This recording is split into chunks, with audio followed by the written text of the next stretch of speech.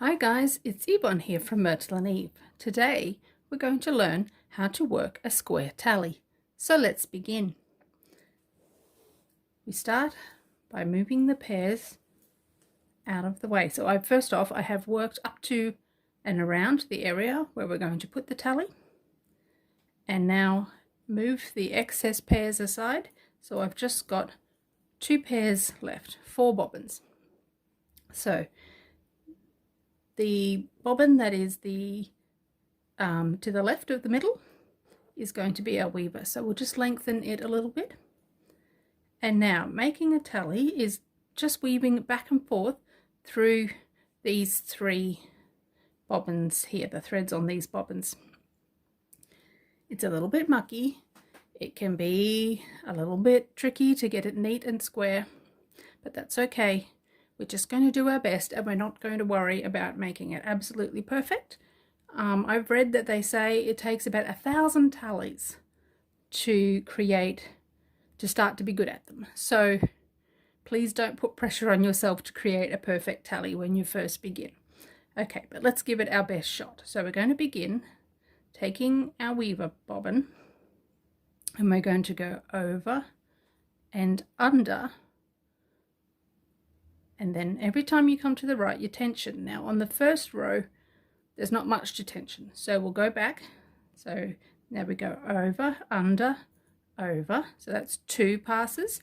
And then we come back, under, over, under. So now we have something a little bit more to tension here. And we're just holding the bobbins on the pillow flat with our hand and gently pulling on this weaver bobbin, trying to help create a nice square shape here. Now the more rows you put in, the easier it will be to see that coming along. So just do your best in the first few rows. Okay, so back we go again. So that's 3. We want to do 11 total, so we've got 3.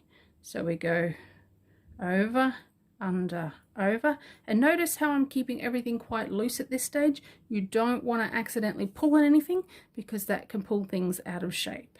Okay, and back we come for pass number 5, under, over, under.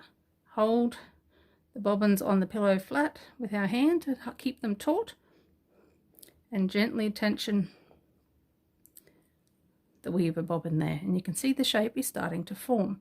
So back we go again, over, under, over, that's 6, under, over, under, that's 7. Give it a little gentle tension. Over, under, over, under, over, under, that's 9 now.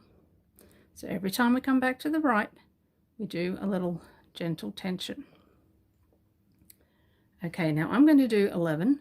You should just do whatever fills in your square nicely. I have found for me 11 seems to be a good number, so that's just what I'm recommending, but by all means do what you think looks best to you. Okay, so we're at 9, so 10 over, that's under, over, under, over, under. So now that's 11 and gently tension. Now at this point it is absolutely critical you do not pull on the weaver bobbin, because that is what can pull your tally all out of shape. At the moment you can see it's not looking too bad, but if I accidentally pull too much on this bobbin for this stitch and for the next few stitches, just be very careful. Okay, so I'm going to end my tally, put a twist and put in the next pinhole, being very careful with the tensioning. You do need to tension your stitches, but just be very, very gentle so that you're not pulling that tally out of place.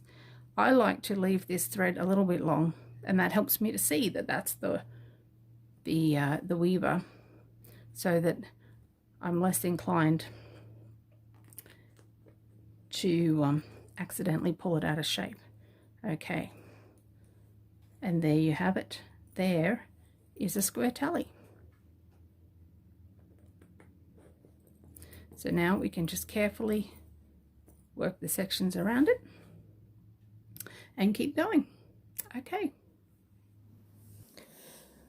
Want to learn how to make bobbin lace? Check out my beginner's course on my website. If you've enjoyed this video, please subscribe below.